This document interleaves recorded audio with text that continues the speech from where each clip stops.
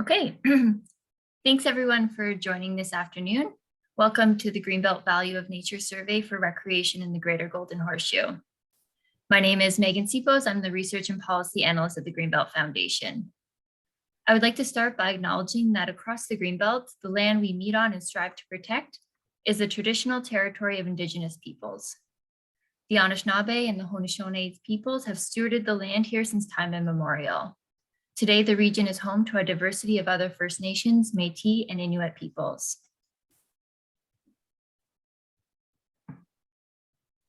Today, we are joined by Pam Ward, the principal with the Strategic Counsel and the lead researcher for the project. We'll have 30 minutes in total, so I'll keep my opening remarks brief. I'll first provide an overview of Ontario's Greenbelt and the Greenbelt Foundation, and a bit about why this research was conducted. I'll also highlight a few of our related programs and activities that help to increase access to nature-based activities. And we'll reserve 5 minutes at the end for questions, so please add yours to the Q&A box below. Ontario's Greenbelt is approximately 2 million acres of protected land that spans across the Greater Golden Horseshoe, surrounding some of our densest or most populated regions in Canada. It is made up of agricultural land and important ecological areas throughout the Niagara Escarpment and Oak Ridges Moraine. The Greenbelt also provides abundant natural resources for tourism and recreational activities. This includes cycling along the protected countryside on the Greenbelt route and hiking on multiple regional trails, as well as long distance trails such as the Bruce Trail, Trans-Canada Trail, and Oak Ridges Moraine Trail. For those of you who may not know, the Greenbelt Foundation is the only charitable organization that is solely dedicated to the health and prosperity of Ontario's Greenbelt. We are dedicated to ensuring the Greenbelt remains permanent and protected by making investments in its interconnected natural, agricultural, and economic systems. We coordinate, fund, and support activities that bolster the Greenbelt through strategic grants and programs, research and policy initiatives, as well as engagement and outreach activities. Our research has contributed to the thriving local food and agricultural sector, strong rural economies, climate resilient communities, and accessible green space for Ontarians. One way we try to increase access to nature-based recreation is through our Greenbelt Explore page. Working with organizations such as the Waterfront Regeneration Trust and the Ontario Culinary Tourism Alliance, the Foundation has developed tools to improve accessibility and awareness of the Greenbelt and its important natural areas, rural communities, and local businesses. This includes our Greenbelt cycle routes and the Great Lakes to Greenbelt connector route, which provide detailed cycling itineraries. It also includes our Greenbelt walks, which provide hiking itineraries throughout the Greenbelt, conservation areas, and provincial parks, as well as our Greenbelt Discover routes, which provide curated culinary experiences.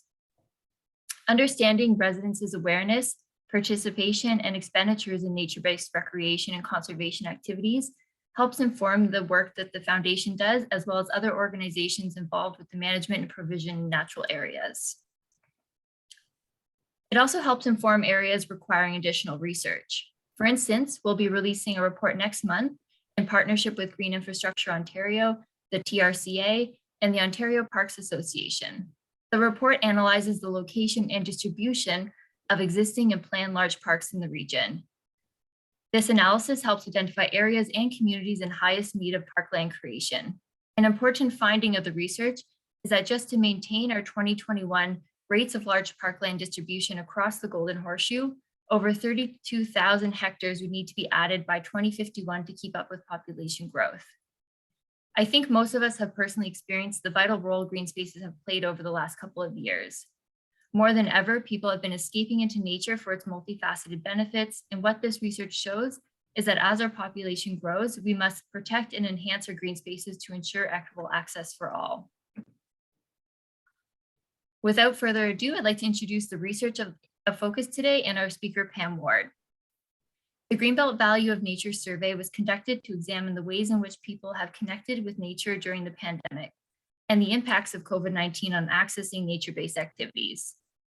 The purpose of the study was to collect in-depth data from residents of the Greater Golden Horseshoe about their interactions with nature as input into building a case for continued protection and investment in parks and natural areas that support recreational uses.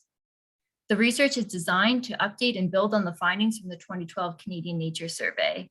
At the Foundation, we've relied on the data supplied by the survey And this was an opportunity to provide Ontario and Greenbelt specific information on how people use and access nature for recreation. From an ecological goods and services perspective, it is important information as recreation is one of the highest valued activities associated with natural spaces. Before revealing too much, I'd like to introduce Pam Ward. Pam is a principal with the Strategic Counsel and a seasoned public opinion and marketing research professional who has been providing insights-based advice to Canadian public and private sector organizations for more than 2 decades. Her passions lie in helping clients in the tourism, arts and culture, and education sectors. Established in '95, the Strategic Counsel is a national public opinion and marketing research firm with headquarters in Toronto and offices in Ottawa and Calgary. In addition to their work with the Greenbelt Foundation over the past 6 years, they have undertaken a number of studies that examine people's attitudes, preferences, motivations, and behaviors when it comes to leisure and recreation activities on behalf of organizations like Ontario Parks, Waterfront Toronto, Downs View Park, CN Tower, Royal Ontario Museum, and others. And with that, I'll pass it over to Pam. Thank you, Megan. Just want to go to the next slide, please. So it's a real pleasure to be with you here today and have an opportunity to talk about some of the key findings from the research. You know, as Megan said, this study really built on the 2012 Canadian Nature Survey to provide Ontario-specific information about people's habits and expenditures on nature-based recreation and conservation activities over the course of a year. So most of the questions included in the survey are similar to or the same as ones that were asked in the Canadian Nature Survey. And you can see here under the objectives, the broad nature of the questions. You know, the main difference was to take into account the fact that the survey was conducted during the pandemic. And so we included questions to gauge the impact of the pandemic on people's willingness and ability to engage in the kinds of activities they might in a more quote unquote typical year. So, next slide, please. So this slide gives a little bit of background about the methodology and the scope for the survey. The survey was undertaken using a probability-based online panel methodology over a 3-week period in late July to early August 2021. And I specify that it's probability-based because most online panels are not.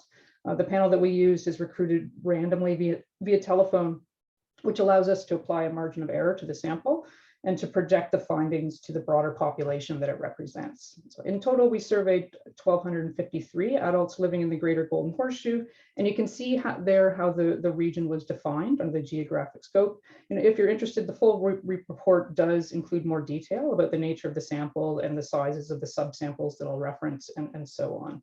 So this is an overview of the background. So let's get into the findings. So next slide, please. So one of the primary objectives of the research was to gauge people's participation in 22 different nature-based activities in the previous 12 months. And so overall, 85% of the people that we surveyed said they participated in one or more of the activities that you can see here. And you can see which ones are the most common, like relaxing, walking, hiking, gardening, and picnicking, and so on down the list. So activities that are more niche or less common, like horseback riding, rock climbing, caving, and hunting.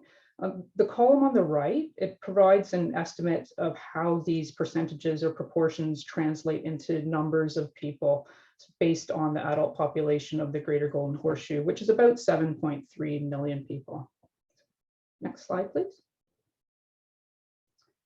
And so we asked about the reasons why people seek out nature-based activities, and we had people cite a range of motivations, most of which relate to improving mental and physical well-being. And from the list of 15 reasons here, you can see that almost half, or select 9, with relaxation topping the list. And I think it's notable that mental and physical health are equally likely to be selected as reasons for being active in nature. If anything, mental health a little bit more likely to be selected in some ways. Next slide, please. You know, what we found in the survey, and not surprising, is that access to nature really matters to people. The survey asked how important it is to live in an area with good access to nature, as well to rate the quality of access where they live. And this slide, as you can see here, 84% of people say it's important to live in an area with with access to nature, with about half saying that it's very important. And at the same time, just 2/3, so 67% rate the access to nature where they live as excellent good. So it's a gap of 17 percentage points. And there's a significant disparity in ratings of access to nature by factors such as income levels and where people live. So in particular, people who are under 30, people who live in an apartment, who have a household income of less than $30,000 a year, and who live in the city of Toronto or Durham region were among those who were least likely to rate the access to nature where they live as good.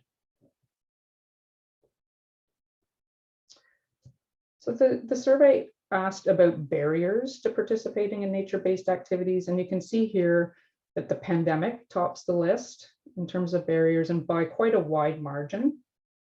But a number of other barriers are noted by sizable proportions, such as lack of time, crowds, distance, lack of awareness about where to go and the kinds of opportunities that exist, cost, and lack of transportation. And barriers such as distance, cost, and lack of transportation are particularly acute for people with lower incomes and younger people. And so you can see on the right-hand side of the chart some of the key demographic differences. And I would point out, just looking at lack of transportation, for instance, so midway down the list there, it's cited by about 2 in 10 or 21% overall, but only 52% of people who don't have access to a private vehicle indicate that it's a barrier. So for those folks, it's right at the top of the list, it's up there with the pandemic.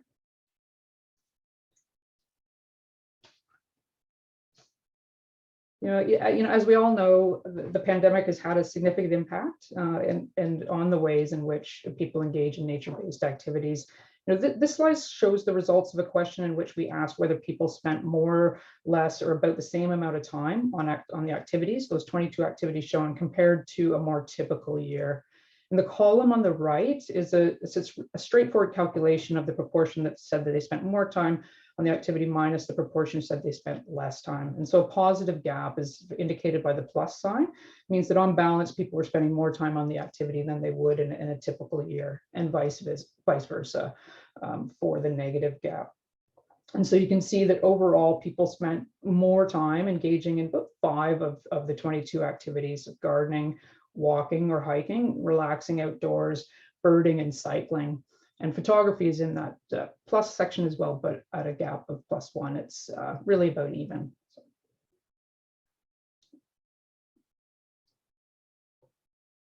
A primary objective of the research was to collect quite detailed information about engagement in nature-based activities in the previous 12 months, including estimates of the number of days spent close to or farther away from home. So close to being 20 kilometers or less, and farther away being more than 20 kilometers away.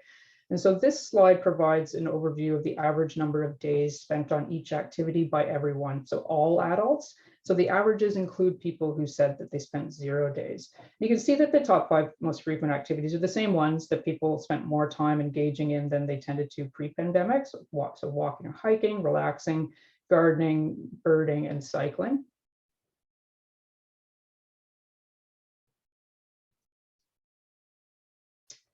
And the findings on this slide show the average number of days spent on each activity by active participants only.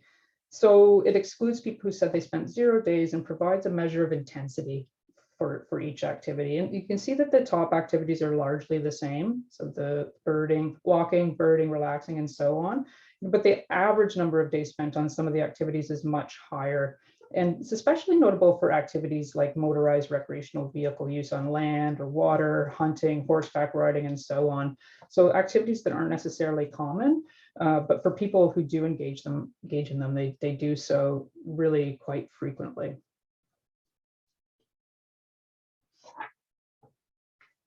Yeah. Another key objective of the research and as well was in the 2012 study was to collect quite detailed information about the amount of money that people spent engaging in nature-based activities in the previous 12 months. And so, consistent with the approach used in the Canadian Nature Survey, respondents were asked to estimate their spending for 3 categories, and that those were food and accommodation, transportation, and equipment, fees, and supplies. And so the first column there for the totals that you see, we use the same approach as in the Canadian Nature Survey to really extrapolate spending estimates for Greater Golden Horseshoe residents overall based on the survey findings. And so the total amount shown for each activity it's really the second column, that average yearly per participant, multiplied by the number of people 18 or older who are estimated to have participated in the activity. And so, based on the survey findings, we get an estimate that people spent more than 6.5 billion on the 22 activities in the previous 12 months. And really the highest expenditures are for popular activities or ones requiring a sort of significant equipment fees or spending on supplies. So by expenditure type, and the full report does contain a lot more detail regarding expenditures if you want to investigate further. About half of the spending that people reported was on equipment fees and supplies, then 32% on food and accommodation, and 18% on transportation. So I know this is a lot of information to take in a moment. And so if you're interested in the detailed information, I do encourage you to look at the full report.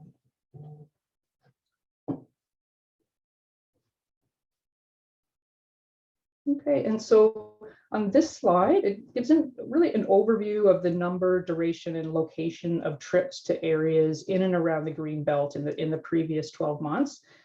So overall, half of people said that they took a trip to a Greenbelt destination to engage in a nature-based activity. So this represents about 3.7 million people. On the left there, you can see that 45% report that they took a same-day trip, and on average, people said they took about 9 same-day trips over the course of the 12 months. 24% took an overnight trip, with about 2 on average. And the chart in the middle there shows the types of locations for trips greater than 20 kilometers from home. And you can see that provincial parks and conservation areas top the list. For trips less than 20 kilometers away from home, municipal parks were most common. That's shown in the column on the right. And some of the more frequent mentions for provincial parks, conservation areas, and other named destinations are shown below. So in the survey, we did ask people to name the specific locations where they went, and we coded those to determine what kind of a location they were. And as well, the full report does include more of a breakdown here if you're interested in seeing the destinations by where people were coming from.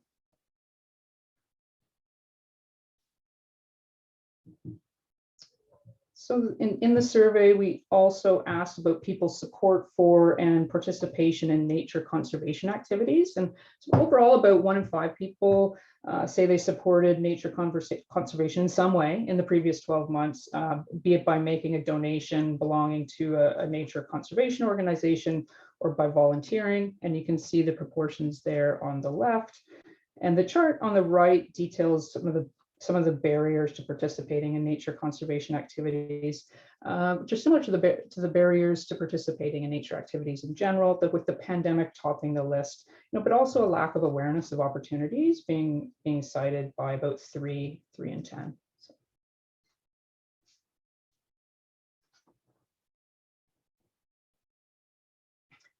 And finally, the last main finding that I'll highlight today relates to reported spending on land maintenance, restoration, or purchases for nature-based reasons. And so overall, 13% of people said that they had maintained, restored, or purchased land in the previous 12 months.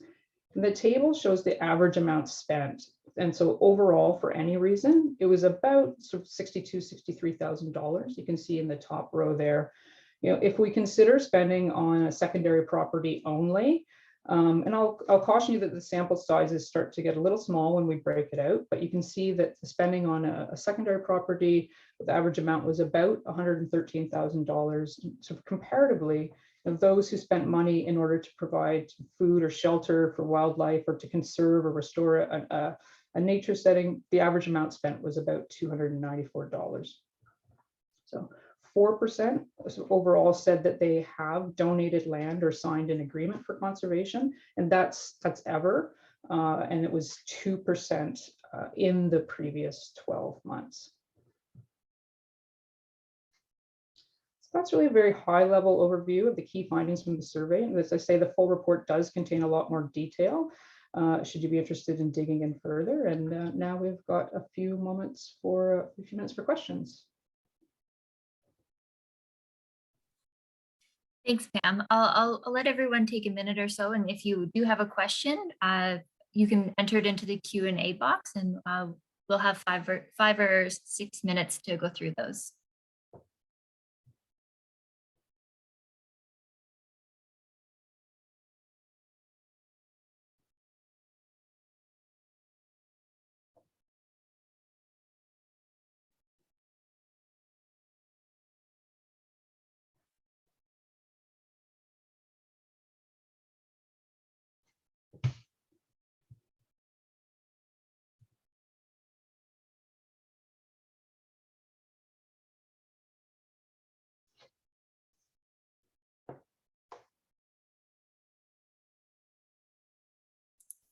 I see one question coming in, Pam.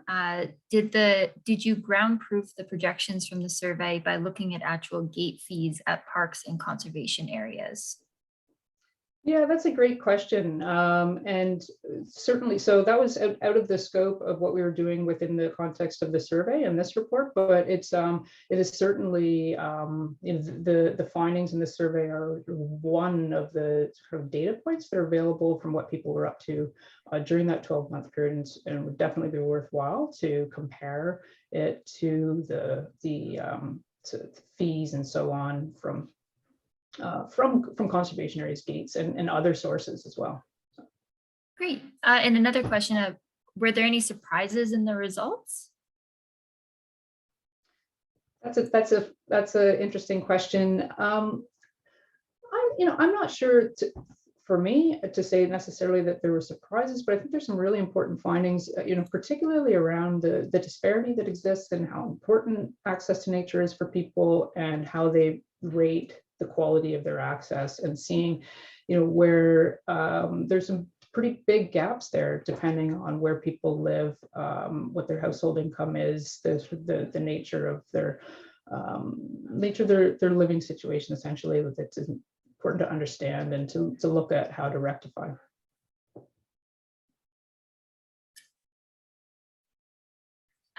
Did you indicate that the region of Durham ranked the lowest in the GTA in terms of access to natural areas? It was one of them. It was the region of Durham, people living in the region of Durham, as well as people living in the city of Toronto, relative to the other areas, were, yes, they were among the least likely to rate the quality of access, their access as excellent or good. Thanks.